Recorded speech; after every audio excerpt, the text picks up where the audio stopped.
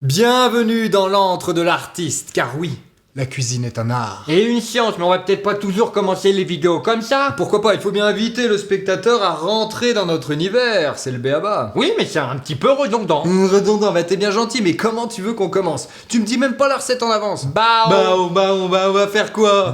on va commencer. C'est peut-être mieux. Oh my! 真好吃， 층한 Swedish 맛있는 non 아라이 Délicieux! Aujourd'hui, nous allons cuisiner des bao. Petits pains farcis dont on retrouve une multitude de variantes à travers toute l'Asie. Bao fait lesquels alors? Même si de nombreux baozi chinois sont très réputés, surtout le... Ah, moi je sais, le plus populaire en Chine, c'est le Bao Tse-tung.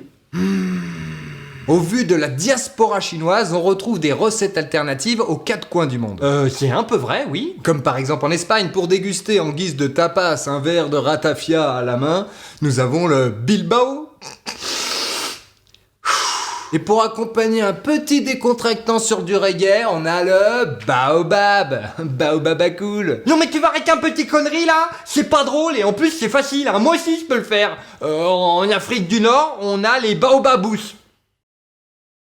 Non mais là ça marche pas. Enfin ça marche peut-être avec Baobab l'arbre, mais pas avec Bao. Enfin babouche ça commence pas par Bao. Aucun lien. Fils unique. Donc j'ai décidé de faire des ban bao ultra populaires au Vietnam. Et on commence évidemment par faire et pétrir la pâte. Ah ça c'est pour moi, j'excelle dans le domaine. On m'appelait le dieu du macomoulage. C'est les trucs moches qu'il y a sur l'étagère au-dessus de ton lit? Ouais bah c'est pas facile à démouler le plâtre. Et puis leurs peintures elles sont pas terribles, j'aurais bien aimé t'y voir. Ah bah y a toujours un truc qui va pas. Alors que la farine de blé, farine de riz, levure chimique, levure boulangère, eau, huile, une pincée de sel et un bon tour de main et le tour est joué. Avec les bonnes proportions. Avec les bonnes proportions. On laisse reposer 1 heure le temps qu'elle double de volume. Et en attendant, on peut s'attaquer à la farce. Et là on peut mettre n'importe quoi et faire preuve d'originalité. Ah non, c'est très précis. Champignons noirs, porc haché, cébettes, carottes, saucisses chinoises. Ah par contre c'est bête, on a pas. Ah mince, c'est bête. Tu les as fait exprès? Elles sont toutes petites ces saucisses chinoises. Ah, ça s'appelle des lapsong. Et il faut aussi des œufs durs, du sucre, de la sauce de poisson, de la sauce d'huître et du poivre. Eh dis pour le volume, t'avais dit doublé ou quintuplé? Ah parce que là ça fait 7 minutes quoi. Mais c'est quoi ce bordel? T'as mis quelle quantité de levure? Mais faut être précis en cuisine. Bah là au moins elle est bien aérée. Hein? Donc on dégaze la pâte sur un plan fariné.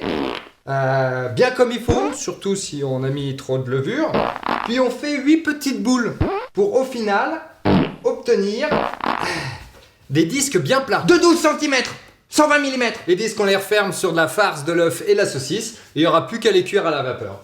Je pense que je vais en faire un Bao Tse-tung, tu sais, avec le... non, c'est pas une bonne idée, ça risque de gâcher la nourriture. Et voilà, les ban bao de monsieur sont prêts. Ah bah enfin, ça c'est des vrais bouchées qui remplissent la bouche. Ah bah si tu savais, elles ont failli être beaucoup plus grosses. Non mais elles sont bien comme ça. Il est pas un peu tendu lui. Bon par contre je peux pas manger comme ça. Oh. Ah oui, pardon, la petite serviette qui va bien. Allez, ce serait dommage de salir. Allez, on lève la tête aux férissettes. Oh, c'est mignon. Oh. T'as envie de te prendre un petit pain farci là? Que monsieur n'attende pas, voilà une bonne bière vietnamienne. Ah bah quand même. C'est qu'il faut toujours avoir à boire sous la main, surtout si on s'étouffe avec vos conneries. C'est délicieux.